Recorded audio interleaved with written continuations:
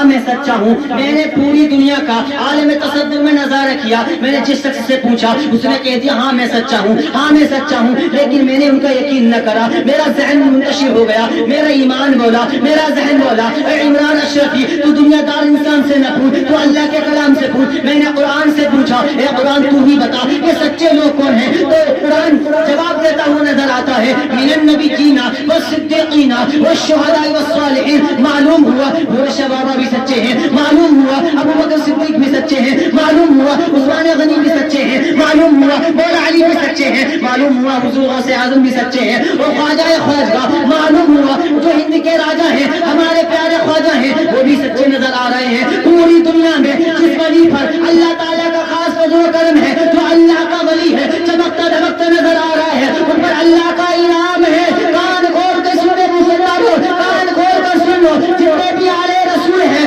آلے رسولوں کا کوئی مقابلہ نہیں کر سکتا.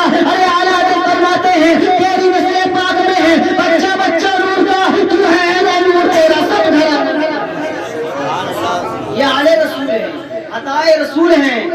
سنو ان سے بغض نہ رکھنا ورنہ خیریت نہیں ہے. اس لیے جو آل رسول ہوتا ہے قسم خدا کی جو سیدوں سے بغض رکھتا ہے چاہے وہ کوئی صحیح سلسلے کا کیوں نہ ہو, لیکن اگر تم نے سیدوں سے بغض رکھا, آل رسولوں سے بغض رکھا, قسم خدا کی تم یہاں بھی اس میں رہو گے اور تا قیامت میدان محشر میں بھی اس میں رہو گے.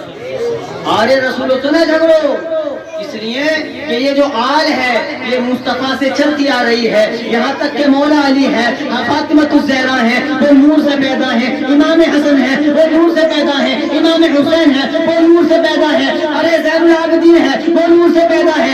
امام جعفر صادق ہے وہ نور سے پیدا ہے. یہ نسل چلتی چلتی حضور غوث اعظم تک پہنچ گئی, اور جب پہنچنے کے بعد میں میرے خواجہ تک پہنچ گئی. تبھی تو بڑے لوگ کلندر نے کہا ہے تیری نسل پاک میں ہے بچہ بچہ نور کا, تو ہے نور تیرا سب گھرانا کا. یہ نسل ہے مولا علی کی, یہ نسل ہے فاطمہ الزہرا کی. ارے پنجتن پاک کا صدقہ اگر ہمیں مل جائے قسم خدا کی ہمارا بیڑا پار. یہ ہے ایک واقعہ بتاتا ہوں, توجہ سننا. مطلب کہ بولے یا رسول اللہ, میں اپنے باپ کے نام پر نہیں بلکہ رسول پاک کے نام پر بولا. مطلب کہ بولے سبحان اللہ. ایک پنڈت جی تھے, وہ جو ان کے مذہب میں ہوتا ہے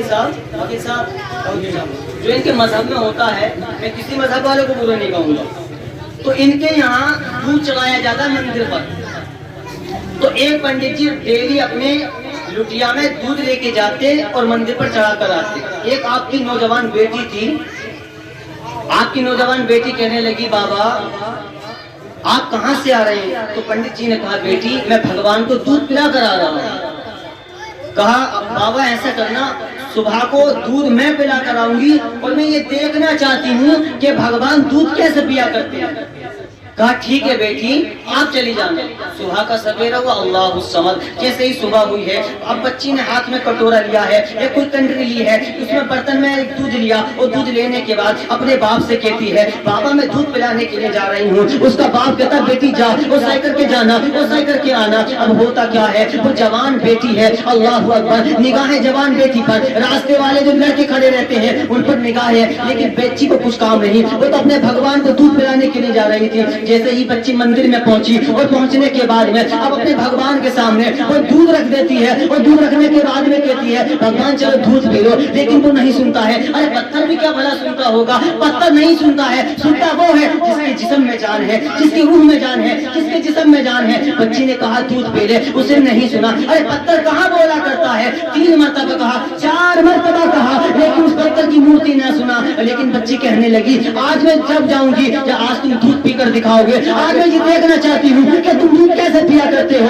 اللہ الصمد. بچی نے کہا جب تک نہیں جاتی میں مندر سے جب تک آپ دودھ نہیں پیا کرتے, اور جب تک تم دودھ نہ پیو گے میں اپنا سر پٹک پٹک کر یہیں پر مر جاؤں گی. کان کھول کر سنو مسلمانوں. اب بچی نے کیا کرا, اپنا سر اس کے قدموں پر پٹکانا شروع کر دیا, اور پٹکتی رہی. اب جب خون سر سے بہنے لگا تو وہاں کوئی اور نہیں, ہمارے ہندوستان کا راجا, ہمارا پیارا خواجہ کا گزر ہوا اور ہونے کے بعد میں میرے خواجہ کی نگاہ بچی پر پڑی. خواجہ معین الدین چشتی پہنچے اور اپنی ہتھیلی لگا دیتے ہیں اور ہتھیلی لگانے کے بعد یہ کہا بچی کیا کر رہی ہے؟ تو اس بچی نے کہا ہے جاؤ تم سے کوئی مطلب نہیں ہے, تم اور مذہب کے معلوم ہوتے ہو. تو خواجہ پاک نے کہا تھا بیٹی اپنی بتا تو صحیح تیرا کیا معاملہ ہے, سن کیوں پٹک رہی ہے؟ تو بچی نے جواب دیا تھا اے بزرگ سنو تو صحیح تم تو مسلمان معلوم ہوتے ہو. کہا ہاں میں مسلمان ہوں. اور بیٹی یہ تو بتا کہ تو سر کیوں پٹک رہی ہے؟ کہا یہ لٹیا میں پانی ہے, لٹیا میں دودھ ہے, لیکن یہ دودھ نہیں پی رہے. اتنا سننا تھا میرے خواجہ خواجہ